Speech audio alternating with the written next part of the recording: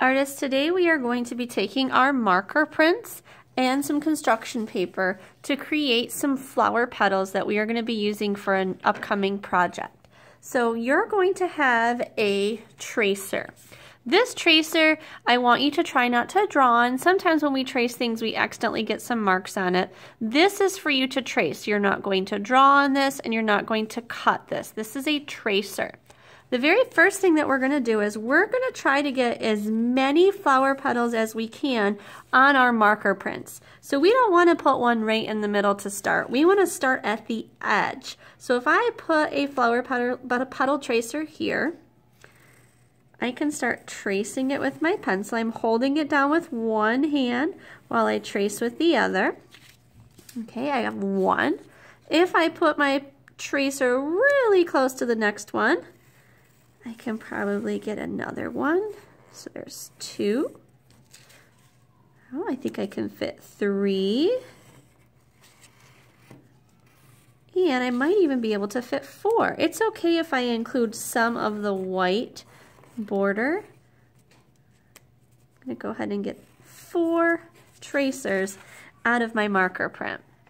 The next thing that I need to do is I'm going to take my scissors and I am going to cut out the 4 flower petals that I was able to trace onto my marker print. So I'm going to pause and catch up. So I'm going to have 4 flower petals. I want to make sure that I don't lose these flower petals, so I'm going to carefully flip it over and I'm going to put my name, and if you have a code, you can put your code on the back of your flower petals. And I don't want to lose these flower petals before we use them again, so I want to keep them safe.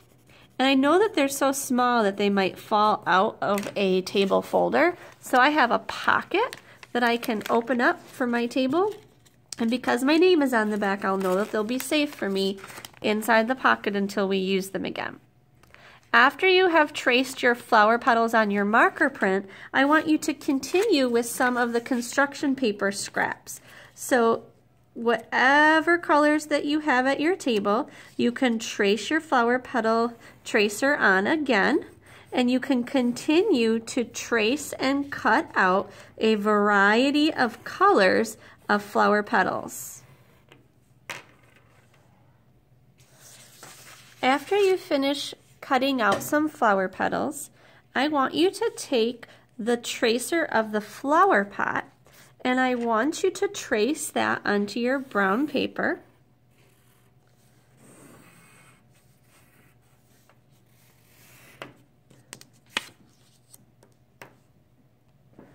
You are then going to be using some construction paper crayons to give your flower pot a pattern or a design.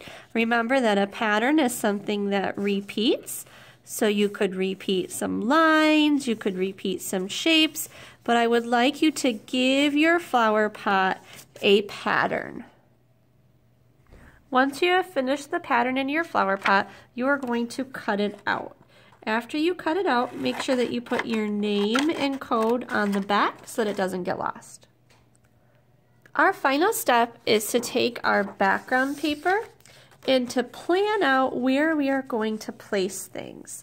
I know that my flower pot is going to go towards the bottom, and I definitely want to use some of my marker prints for my flower, so I know that I'm going to want to use those 4.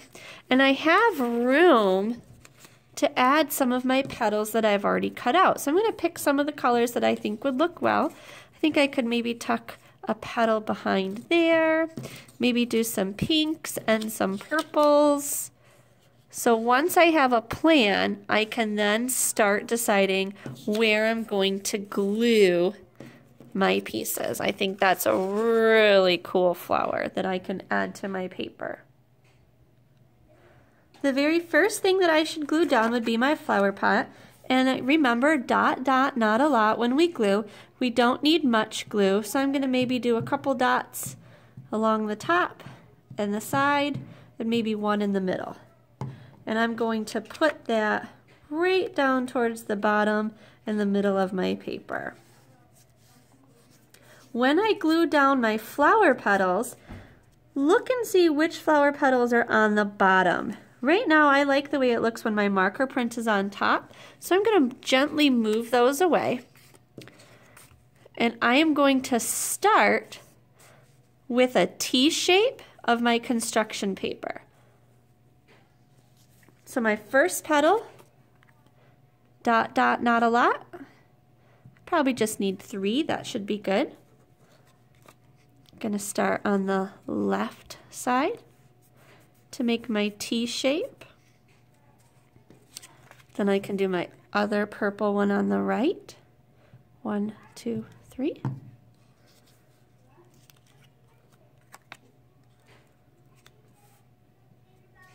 So now I've got my pink petals. 1, 2, 3.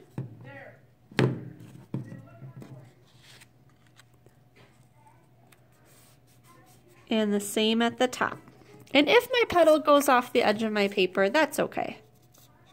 1, 2, 3.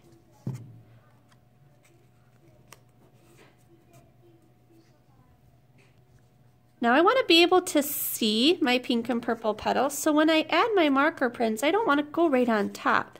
I want to fill the areas in between.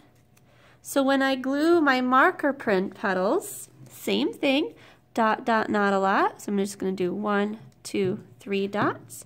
And I want to make sure that they're in between my 2 construction paper petals. I'm going to repeat that for the rest of my marker print petals.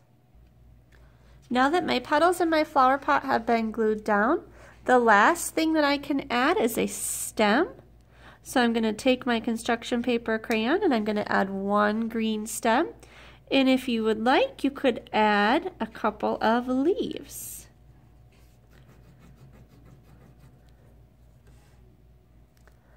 The final step to my project is I'm going to look at some of the patterns that I had created in my marker print, and I'm going to pick one of those patterns to just add a few lines in the background. I see that I did some straight lines here, some triangular lines here, some zigzag lines here, some curved lines. Kind of like these curved lines. So just a few spots in my background. I'm going to put some of those curved lines going in a bunch of different directions to help fill up my negative space. This is going to help my project look more complete. After you do that, make sure that you put your name and your code on the front of your paper.